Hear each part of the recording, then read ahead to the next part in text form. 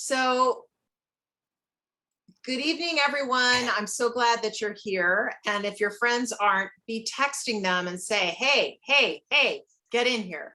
So my dear friend for like 10 years, Priscilla Chong, who I met as a 7th grader at Oak Avenue Intermediate School, in Temple City, which is literally just down the hill from where I live. And Evelyn's, also, you guys all know Evelyn. So her intermediate school.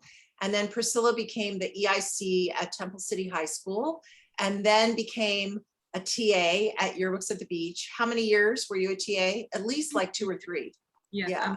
And at both camps, when we were doing both camps, because you were like the lead TA at the express camp that we did years ago.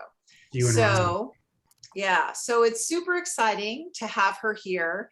And I have lots of slides to show, but I first just want Priscilla to be able to talk to you and you to get to know her a little bit. So to start, I want to ask you, because Yearbook I know was a big thing, and now you went to Design Center or Art Center to do design, and now you're designing. So clearly the whole design thing became a full-on life event. So talk about Yearbook and things that stood out, things you learned, things you loved, things you struggled with, but that all became part of who you are as a designer. Oh my gosh. So Yearbook was kind of the place that ignited my love for design, or even like the possibility that design could be something to pursue. I was never good at anything else when I was younger, but I just loved being in control of how being in control of how I can make things communicate.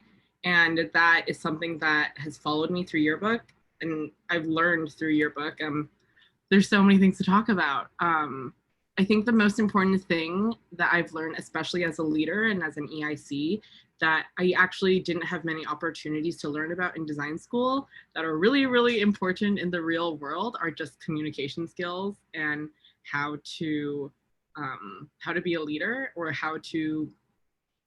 a designer, we're communicators, where everything we do is actually a tool to tell a story or to help further communicate and help people feel what we're trying to talk about, whether it's with aesthetics or by organizing things, or just like using colors in a powerful way. All of this, it takes understanding people, and it takes understanding how to talk to people and how to understand them and have them understand you. And that's stuff that Mimi taught me was so important ever since I was so young. And those things have helped me a lot through working in group projects at school, or even communicating with teachers and my mentors, and then helps me so much today as I work as a designer at an agency. So I would say communication skills is my favorite thing I've learned. Okay, so I'm going to just share a couple of Yearbook spreads that you worked on as a junior and as a senior. So, and 2 of them are, so this one on I Know What You Read Last Summer, Temple City was one of the original schools that did interrupters. And so this was a year where they talked about, their theme was no big deal. It's really ridiculous that I remember this because it's from 2014, but no big deal. And then they would talk about, they had regular content spreads. It was sort of umbrella coverage. And then they would get to these big deals. And so one of the big deals was I Know What You Read Last Summer. And it's one of my favorite interrupters ever. I told Priscilla that yesterday. I don't know if she knew that. And then this one is another favorite of mine, of social media. I just love, and this is from 2014. So the idea that still stands in terms of design quality and the way that it looks tells you a lot about how well these things were designed. And then Priscilla will talk about food at some point, and she's a food fanatic. And so as a senior, or actually the same book. This is the same book. Mm-hmm. These are her food spreads, and she is capitalized on that now as an adult. So just a fun thing. And then, so that's your senior portrait over on the left, and senior pictures from camp. So when this is 2015, she had just graduated from high school. She's teaching design in the bottom, and she has her pals, her Charlie's Angels pals here. And then they did a whole series of photos where they were the Charlie's Angels when we were doing the photo Olympics. And so that's Grace and from West, and Tiff Tran from San Marino, and Priscilla back in the day. So, okay, we're going to out of that now. So one of the things you talked to me about was what you would learn from Yearbook that you are still using as a designer. And you talked about hierarchy. Yes. Oh my gosh. So as someone who like still does print design and loves it so much, when I think about design skills, knowing how to balance a page and help a reader or help just anyone know where to go, that takes practice and it takes hierarchy. Telling someone where to start and telling someone where to finish, or telling someone what's important, or telling someone how to leave the page or leave the poster you're creating. All of that is hierarchy. Like some people at my school, they call it like Z space. Z space is like there's X and Y, but Z is like this. So it's like the depth of a poster or the depth of a page, like what comes first and then what comes after. And like, as some of you may have experienced, like when you design a spread, you have like the main copy and then you have the mods and you might have an ACD and you have all these different elements to balance. I felt like that was the ultimate challenge when I was in Yearbook. And it's something I still think about a lot because I usually don't have to deal with so many elements now when I work, but back then you have like your main photos, you have all these other photos, and knowing how to use hierarchy, size, color usage, photo treatments, all of those things that you might create in your design system to help you create hierarchy. That's just like the most basic and fundamental thing that you'll probably be using forever. And it's also like how to tell a good story, because it's the buildup and like how to leave to the next page and still have momentum for the next thing they're going to experience without making something totally boring that they close the book. So, but also the Z is like you start at the upper left and then you go across and you sort of zigzag down, because that's how we read things. So the Z is not just this, it literally is directional through the spread, because that's how we read, left to right and then down and left to right. So that's part of the Z too. I love that. So you guys who are designing, remember the Z. That's something that might influence the way you place elements on the page.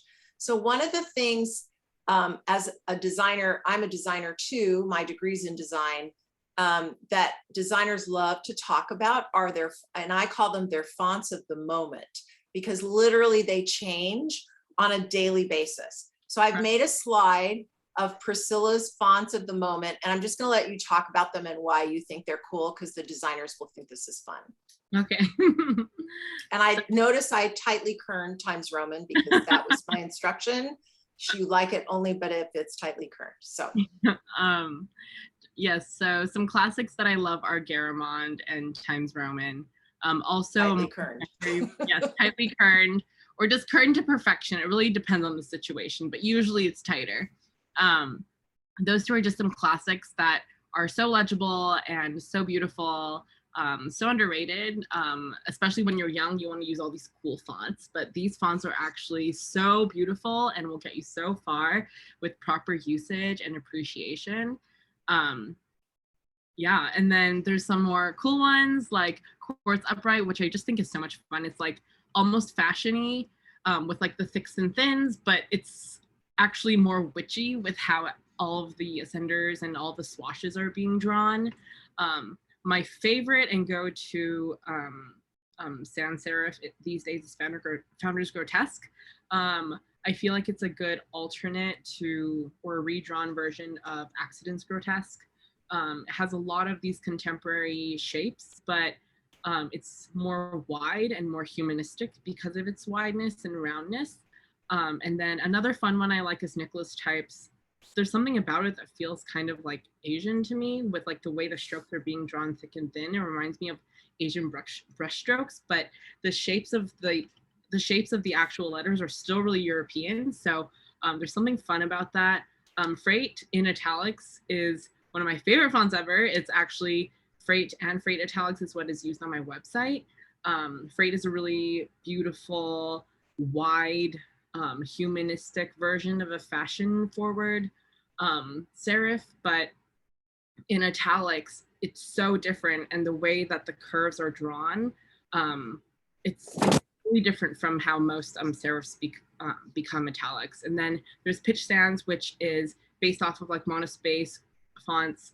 So the base version of this would be Courier, but it's way more contemporary and way more clean. And there is a regular pitch that has its serifs, but this one is the sans one. So it's just really fun to put on things or like make labels and use it. I mean, like if I designed for a restaurant one day, I would force this onto the menu.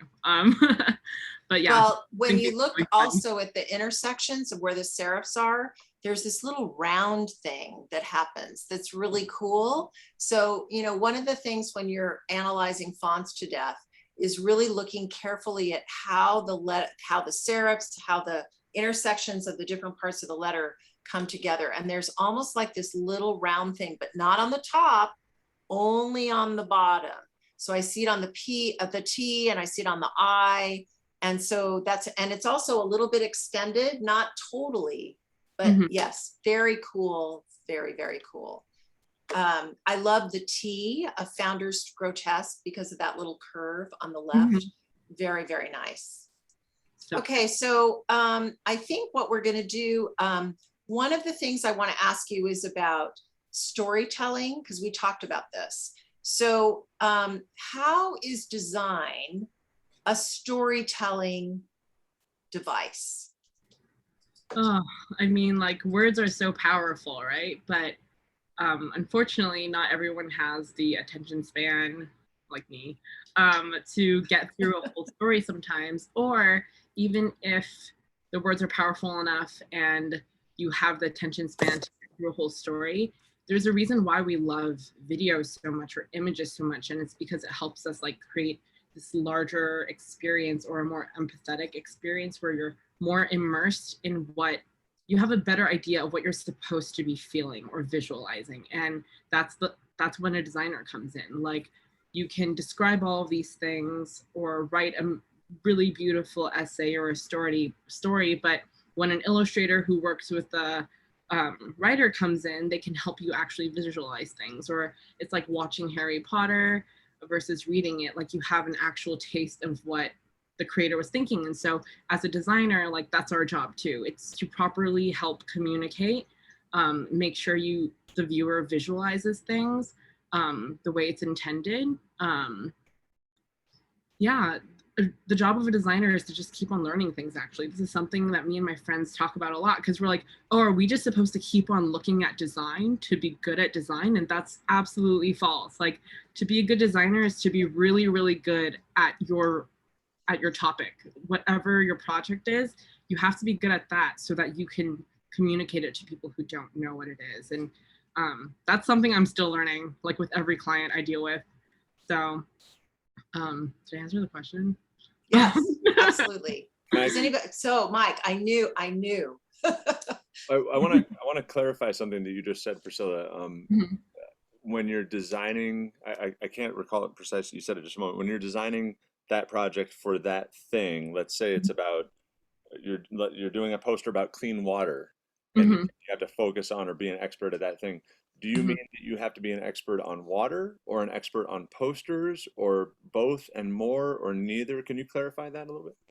So like as someone who like went to design school or like was even Yearbook, like I have design skills already, right? And I feel like you can only make your design skills so much. I mean, you can like learn Photoshop, you can learn the next thing, you can learn Figma, but to actually do a great poster, I mean, like, you have to know your design tools like hierarchy and like type size or just composition in general. But to actually understand your topic, so about clean water, and know why it's important, what people need to focus on, that's how you even know what to create hierarchy with, right? Like, what do people need to read about first? And then if they're still interested, what are you going to tell them? And then if they're still interested, how are they going to get to the website, or how are they going to learn more?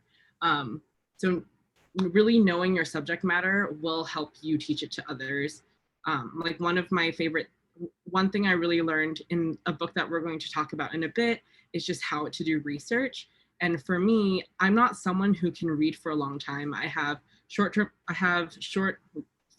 far distance, my eyes. I don't really know how to say that because I technically have 20/20 vision, but I have a hard time reading for a long amount of time. And so when I had to do research for a book, I really struggled. But something that I noticed is that when I would go through these like hundreds of essays, I would like highlight things that stood out to me. And then when I noticed that I highlighted a lot of things I was interested in, then I would go in and read more. But then later when I went in to actually design my book, all the things I highlighted ended up being my pull quotes or my page breaks or what I wanted to create interrupters out of. Because if those captured my attention, they were going to capture someone else's attention and bring them in deeper too. So I guess that's how it would, that's how I would say. Yeah, no, that's perfect. Okay, so let's go into your book. So what I want you, so I have I have all the images from your website of your book, and you're just going to tell me when you want to stop because you want to tell a story. But one of the things that I want you to describe as we go through these is what your design process was, because I think that's really important to designers who are trying to figure out what is a design process. So let's go, and I will start this so that we can tell me about the project itself, and then, you know, how you made this into this beautiful thing. Okay, so this was a student project. This is probably the hardest course at Art Center. We have 14 weeks to develop a concept for a book. We have to collect the research and collect the essays or writings, as well as collecting imagery. But we also have to create our own concept and create our own approach. We can't just be taking someone else's book and designing it. We have to really curate the material and develop our own opinion about everything. But the thing about this class that's different is that most classes at Art Center, it's 14 weeks per term, but the first 3 weeks usually are like for research, and then the next 4 weeks are for like developing directions, and then the next 4 weeks are for executing a final, and then the last 2 weeks are like for printing everything out and making everything real. But with okay, so Priscilla, let me stop you. Tell me again when you got to start designing. Which week did you get to start designing? So for this book, we did not get to design until week 7. Yes, thank you very much. The first 7 weeks were all research, and this was just like really new to everyone in the class because that's not how we usually work. But we were forced to really become comfortable with our topics.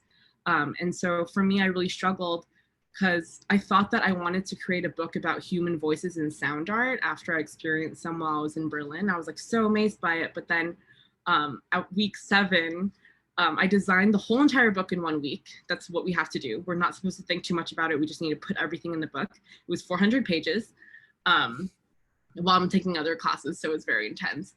But we designed the book, and then the following week, you're supposed to come back with a redesign where you actually detail everything. But for that week 8, I could not get myself to do anything. Like, it couldn't click. It didn't feel right.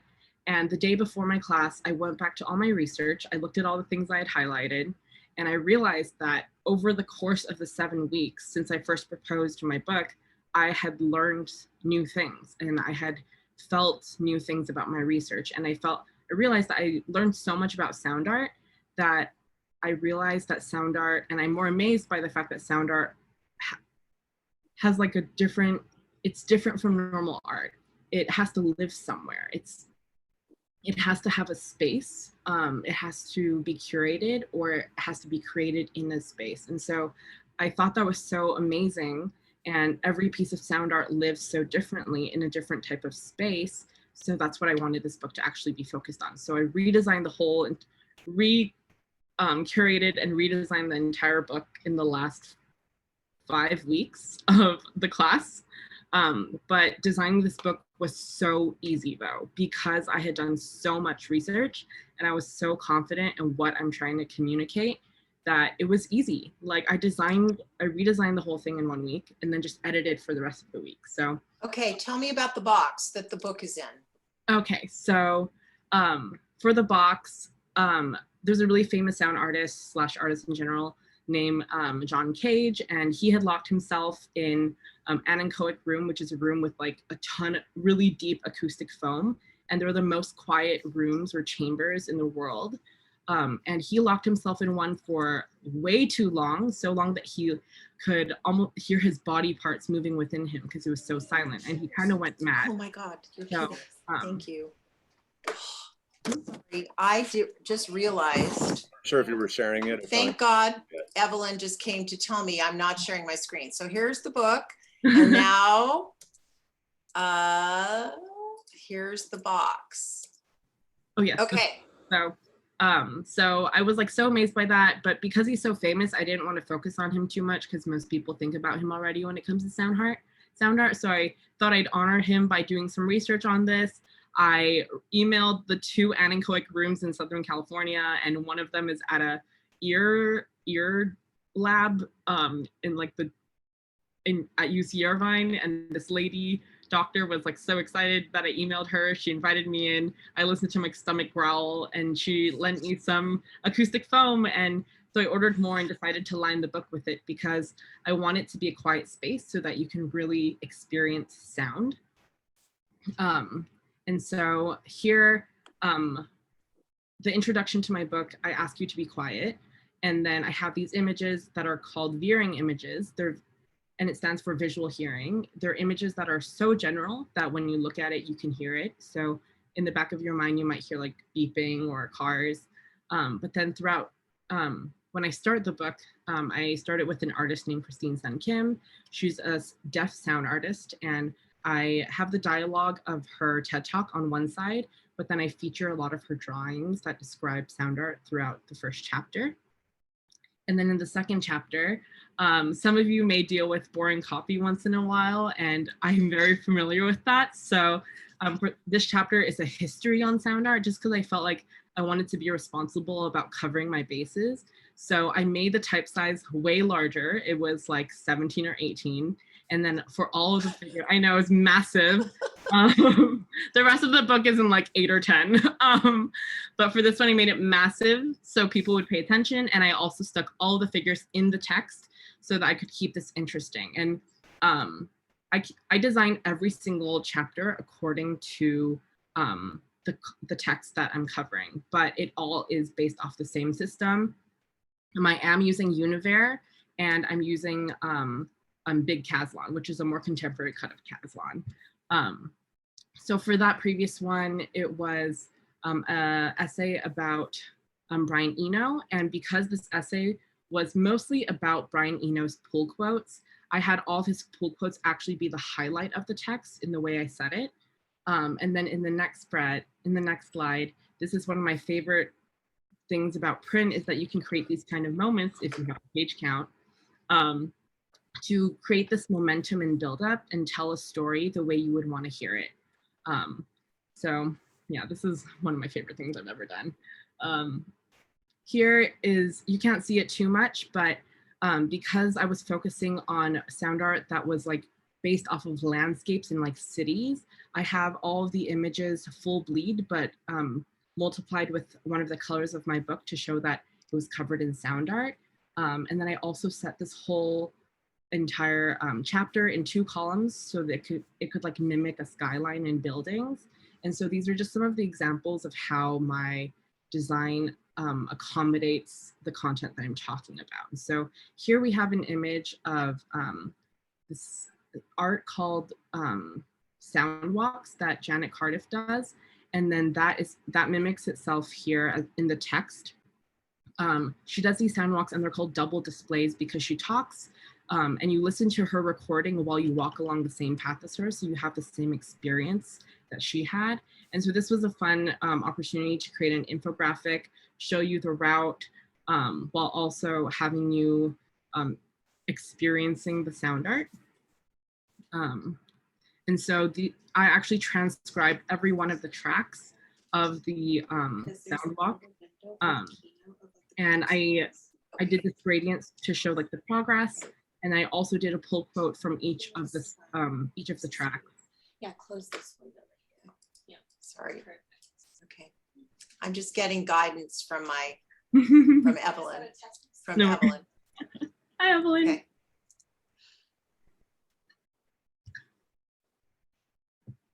Did you talk about this one already, Priscilla? Okay. May I ask a question? Mhm. To what extent are you, as a designer, at this point? This was when you were still working Student. on your still a student. Mhm. This is about inspiration versus just straight out of the top of your brain. What's that process like? What did your professors tell you? What advice did you get when you were a yearbook kid versus no, the real way designers work when you were an undergrad versus no, the real way designers work now that you're working for a firm? Has that narrative changed at all as it goes to inspiration seeking and then what comes out in your actual work? Can you talk us through that a little bit?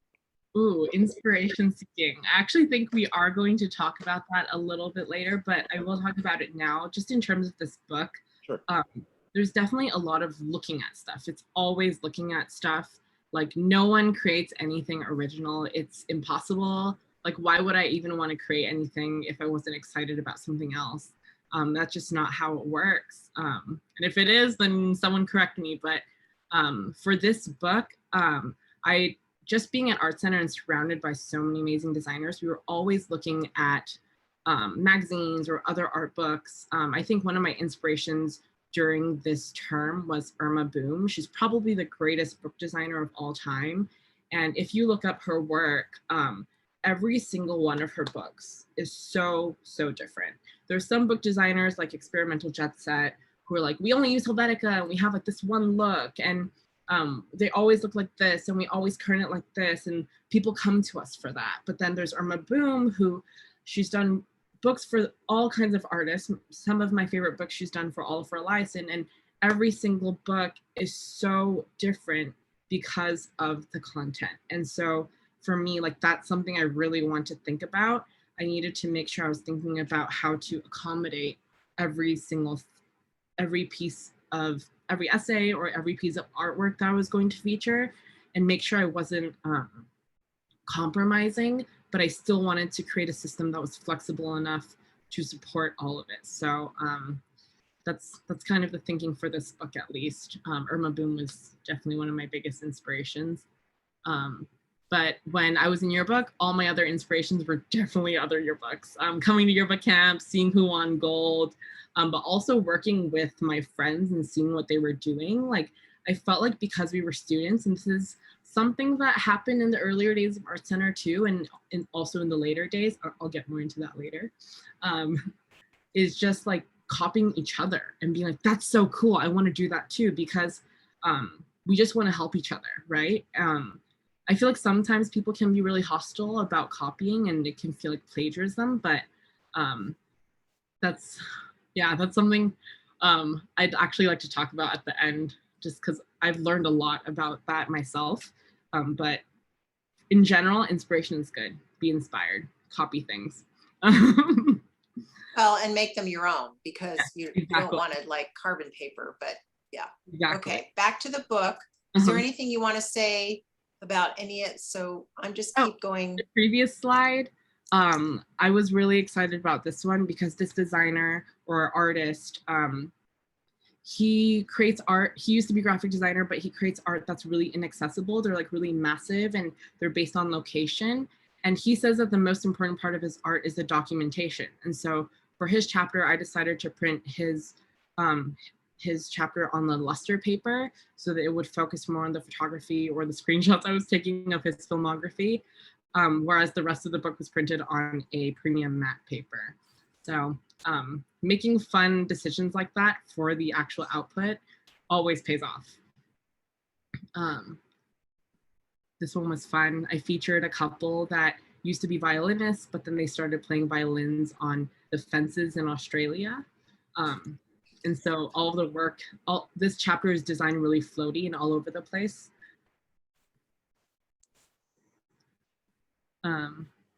Yeah. Oh, I end the book with Christine Sun Kim, who I started the book with. In the beginning, I had featured her her drawings to describe what sound means to her, but then I wanted to end the book with her performance pieces. And then at the end of the book, at the bottom left of each spread, I have a dialogue going on, and the last page says, let's listen with our eyes and not our ears. That would be ideal. So that's how I wanted to close the book about sound art. But these are like some posters I did, and each one of them celebrates a different chapter and how they were designed. And the last picture was like just for fun at the end of the shoot. But yeah, this is probably my favorite thing I've ever made. Okay, so one of the things that is a passion for you is sustainability. And so I have a couple slides of a project, a passion project of yours. Yeah, after living by myself in New York for an internship, and like being able to go to stores that were like package free or like zero waste shopping. I was thinking about it, and like my mom, an immigrant American, would so love to shop at a place like this to save money. We already reuse all of our Tupperware. We wash all of our Ziploc bags until they break. That's just who we are. We would love to shop zero waste. If we had the opportunity to buy soy sauce zero waste, or to buy my nishiki rice zero waste. So this is like a dream project for LA if we could serve like Hispanic or Asian communities who are immigrants and probably already live this way, like washing our plastic utensils until they break, type of people. To give them an opportunity, give our community an opportunity to learn about zero waste and to give them an opportunity to shop zero waste. So I created this dream project called 22 Community, the zero waste market that also has a cafe. It was fun to do like branding for this and create a possible storefront design. I picked the numbers 22 because they actually symbolize balance and give and take in Chinese culture. So yeah, I got the first photo, I think. Oh, is it sharing? I'll go back. Oh, right. Okay. Let me go in. Sorry. Anyway. Where are you? There we go. Okay. So the first photo is my mad photoshopping skills of a market in Australia, but this is what I would love it to look like. This is the logo I did. It's based off of yin and yang, push and pull, give and take. And then I also created a type system that you can kind of see in the back. But in the next slide, you'll see it a little more in action. This is a photo shoot I did in my my kitchen. We like bought IKEA shelves and built everything and bought a ton of fruit. But this is how I would like to sell produce. We created a system that's inspired by like newspapers that you would get at Vaughn's, because my mom doesn't need super minimalistic and refined typography. She needs things that'll like get to the point and tell her what's on sale. So I wanted to bring in those grids, but also really make it fun and contemporary for like the next generation to be excited about. So that's kind of the thinking behind this project. Also, I'm using Adrepo, the font, if anyone's interested, and Pitch. Priscilla, what's next for that then? I mean, what are you doing with that project, and where is that taking you? Oh, that project. I need some money. I need to save up so I can do my own thing. I mean, the goal, honestly, is like to make money as a graphic designer and then open a restaurant one day and hopefully sell zero waste. I mean, I also hope that it's more common for zero waste markets to exist, and maybe it won't be hard to get an investment in 10 years, but I'll keep y'all updated. Yeah. Okay, so now I'm going to share about this company that you did some branding for, identity stuff. Mm-hmm. So you can just go with, whatever you want to say about this company. Cool. So I had the opportunity to work with Gretel. They're an agency in New York. Most of you have seen their work. They did Netflix, all of their branding. They did Viceland, a lot of cool stuff. But if you guys watch anime or read manga or read Murakami, you guys might have heard of Kodansha. They're the publishers, Japanese publishers that brought all of these Japanese authors and manga artists to the US. but they did not have a logo until this year, even though they've been around for like decades, like almost 100 years, maybe less, maybe more, I'm not that sure. But I did not help with developing the logo, but I was there to help develop the whole entire design system and help them implement it in Japan. I was brought on as a freelancer after interning with Gretel last year. And it was just so much fun because these people are so creative, but because they're like a conglomerate, they also need to have a really tight and clean system and can't be having too much fun. So it's a really great balance. But the biggest struggle, and I think learning curve for me, was having to accommodate to design for English and Japanese. We had a designer who was also Japanese who helped us with Japanese typography, but like here in the US, I'm just called a designer. That's my role. Or some people are junior designers or creative directors. In Japan, people are like Division 1 creative director of group 6 of this division of this plant of this whatever. And so the names are like way longer, and learning how to accommodate for those cultural differences is definitely a privilege, but also very frustrating. But we had a lot of opportunities to create some merch, which is the most fun thing to do as a designer. Like, who doesn't like designing tote bags and pins?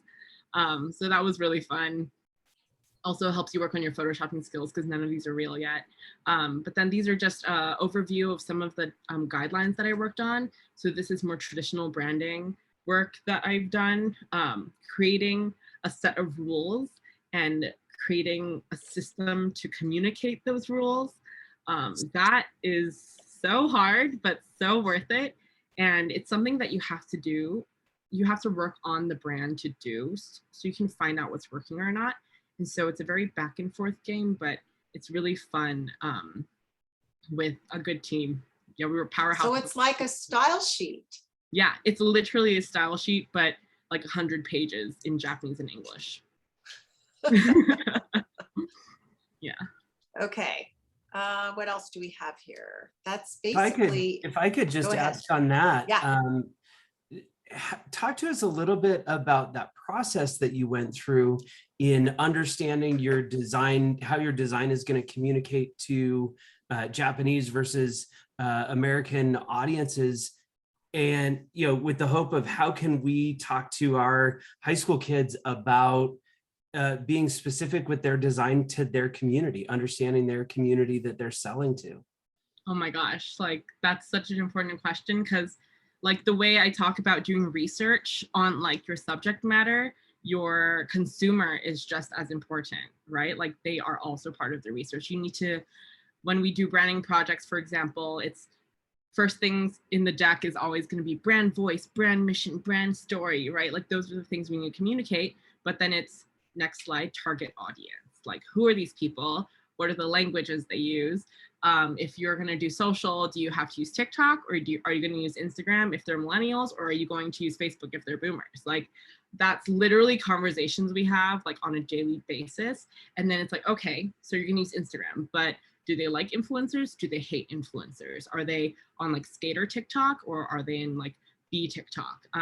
How are you going to talk to these people? What kind of languages are you going to use? Like, are you going to use slang from this generation to be nostalgic, or slang from the current generation to be hip? Knowing how to create the tone of voice. I wish I was good at it. I'm really not. I rely on amazing copywriters and strategists to do that, but being able to absorb that and understand what it means to design is just as important. Knowing what font to use, for example, like probably to like boomers, like my parents, and then also to like newer generations or younger generations like Gen Z, using a font like Garamond might be really cool. But maybe to millennials, Garamond might not be as cool. They might be more, they might feel better with something like Din or something like Accidents Grotesque. But it's really just about if you want to hit something nostalgic, or if you want to make them feel something new, and all of that comes with the strategy. But yeah, knowing your people, I mean, like that's the coolest thing about Yearbook. You're designing for like your friends, hopefully. You're designing for people you've maybe grown up with for 12 years, or maybe you just got there and you're new and you want to learn about the new students you're at school with. But being at Yearbook, designing a yearbook for your fellow students, like that's that's what the greatest honor, right? Like you're responsible for telling their story. Like for me, I'm like working with clients, I'm doing it for the money and like to get this cool thing on my portfolio, for being honest. Like I don't care that much. Like it's not like my responsibility to like make your mom cry or anything. No, but but like when you're at Yearbook, like that's what you want to do. You want someone to open this in like 20 years and not feel like this is the dumbest thing they spent their money on. It's just, oh my God, I'm so glad I bought one of these. Like I forgot all of these things happen. Like even when I talk to Mimi about Yearbook, I'm like, I forgot these things happen. She's like showing me spreads I forgot I designed. Like knowing how to like speak to the time, think about the people who are sitting next to you in class. I mean, I know that's hard with the last year, but think about it. I think that's how you, especially for Yearbook, I feel like that's the way to figure out how to really talk to them. Sorry, I like So one of the, no, that's good, because one of the things you talk about is collaborating. And one of the things that I think sometimes Yearbook staffers get in a silo, like, okay, I'm the designer, I'm just gonna sit here and I'm gonna wait for the stuff that I need to put on the page. So, excellent response. So so can you speak a little bit about the collaborative part in an ideal situation, knowing what you know now, if you were to go back to high school Priscilla and talk to her about, you know, like what photographers and writers and designers should do together, what would you say? Do better, Priscilla. I was just so young, and so I think my year when I was EIC was actually the first year my school had done a single EIC in a long time. We had been doing duo or triple, and that was a bad decision. I needed help. I really struggle with delegating. I really struggle with trusting people. This might be you. So if you resonate, do better. And what does that mean? So what could, so again, talk to your high school self, and what does do better mean? Okay, Priscilla. If you don't trust people, teach them to be trustworthy, or teach them to trust you. If they don't have the skills that you need them to have, find a way to teach them, because that's your job. And sometimes, okay, this is something I've learned from school. So I'm gonna go on a little tangent here to talk about this teacher, but he's like the most prestigious graphic design teacher. You have to get on a wait list to get into his class. And even when you get on this wait list, he has to interview you to get into this class because he wants you to be good. And all of his students, oh, this is a class I took for the book. He teaches 2 classes. All of his projects are everyone's hero projects when they graduate. But he has to look at your portfolio. He like will ask TAs about you. I was really honored I TA'd for him twice. But to get into his class is just a huge deal. But every single project that comes out of there is a home run. So good.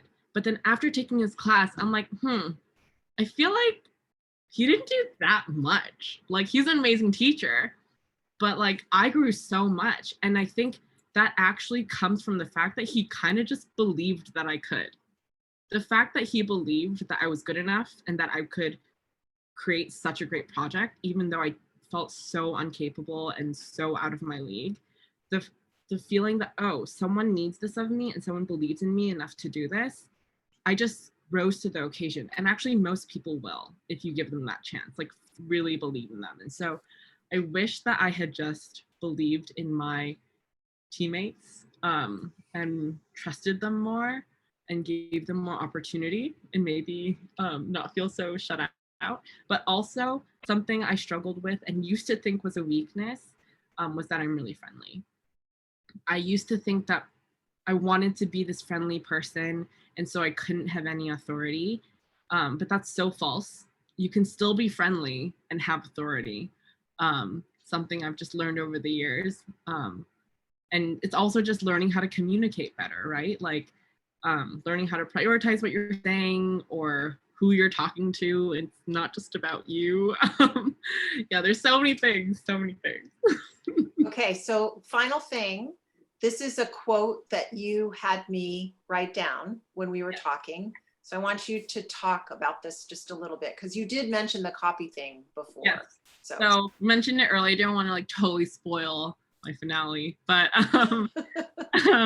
something I really struggled with ever since I was younger, all the way till now today, is copying. I feel like all of us struggle with this, whether it's like photo style or writing style, design style, how you put everything together as a designer. Like when all of you at yearbook camp are looking at each other's yearbooks, you're being inspired. I want to make this ACD next year. How can we make this for us? Or, ooh, I love how they do that dominant photo treatment. I love how they do that color pull. All of those things, that's copying, and that's great. But knowing the difference between copying and plagiarism is such a fine line, and it's really scary. Like, I'll tell a little story, but back when I was in school, one of my best friends had copied a really famous designer's poster design, almost element for element. And a lot of people got upset because he got a lot of praise for it. And it went to our director and the teacher, Simon Johnston, who's a really famous designer. He's really amazing.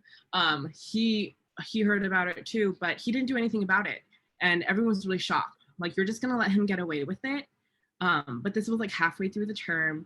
And then 2 years later, when I TA'd for Simon, we actually talked about it because we almost had a problem with one of our students. And I was like, are we gonna talk to them? Are we gonna confront them? Like, should we help them steer away from this? And he was like, no, they're a student and you guys are students, you know? But they're a student, let them learn. They're just figuring out what they like. They're just trying things out. And we can steer them away from it, but if they like it, then we'll help them make it theirs. And I think that's like the most important thing about being a creative. Like, we're all creating stuff, right? Copy, find what you like, but more importantly, like, why do you like it, right? Like, why do you like something so much? What about it resonates with you? Like, it can't be everything, because that's someone else. So find what you really like about it, find what resonates with you or the story you're telling, and use it. Don't be ashamed of it, and make it so yours that no one even questions it anymore. And I think that's when you really know how to use inspiration. I mean, I go on Pinterest every single day, but like we create mood boards, we remake posters using all these elements that we might see that we like, but it's at the end of the day, it's always so far from where we started, because it's just figuring out why we even like something and keeping what really matters. So take your time when you develop your themes or your style guides, because sometimes you're going to change your mind. You're going to learn something new. You might redesign your whole entire book week 8 when the thought sits with you long enough. And that's okay, because that's like growth, y'all. But yeah, rambling again. But well, Priscilla, I want to be respectful of time, and we have another session at 8 o'clock. So thank you so much. This has been so fun to have you part of my world again, because we just spent so much time together back in the day. And you're inspirational. I mean, designers just have so much to offer. And I love how you talked about it's not just about the design, that's a piece of the storytelling, which we've been saying, but it's so nice to have someone who's like an actual designer say it's part of the storytelling. So thank you so much. Thank you so much for joining us tonight. It was really fun.